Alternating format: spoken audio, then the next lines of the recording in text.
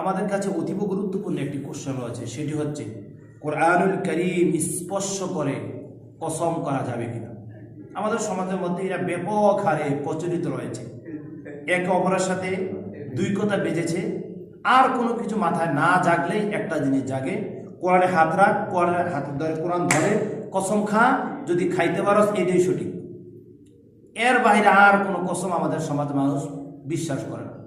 কিন্তু যদি আমি হাদিসের দিকে যদি তাকাই, নবী মুহাম্মদ রাসূলুল্লাহ সাল্লাল্লাহু আলাইহি ওয়াসাল্লাম বক্তব্য দিয়ে তাকাই, নবী মুহাম্মদ রাসূলুল্লাহ সাল্লাল্লাহু আলাইহি ওয়াসাল্লাম বলেছেন, মান আরাদা আন ইয়াহলিফা ফালইয়াহলিফ বিল্লাহ।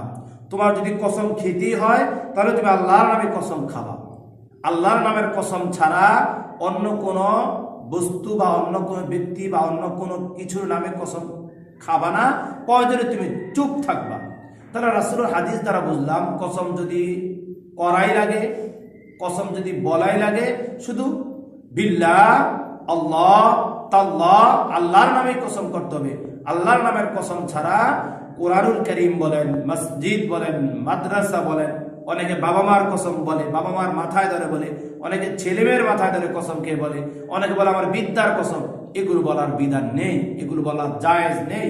যদি আপনার কসম করতেই হয়, আল্লাহকে যদি বিশ্বাস স্থাপন যদি আপনি একান্তভাবে করেন, তাহলে শুধুমাত্র আল্লাহর নামে আপনার কসম খেতে হবে। তাহলে স্পষ্টভাবে আমি বলছি, এবং সঠিক এবং সহি নিয়ম হচ্ছে কোরআনুল কারীম ধরে কসম করার কোনো বিধান নেই। যারা করে তারা গুমরাহি, তারা পথভ্রষ্ট, এবং ইসলাম এবং সুন্নাহ না জেনে তারা এই কাজগুলো করে। আল্লাহ তাআলা আমাদের সবাইকে ইসলামের প্রতিটি বিধিবিধান, প্রতিটি হুকুম মেনে বুঝে আমল করার তৌফিক দান করুক। আল্লাহুম্মা।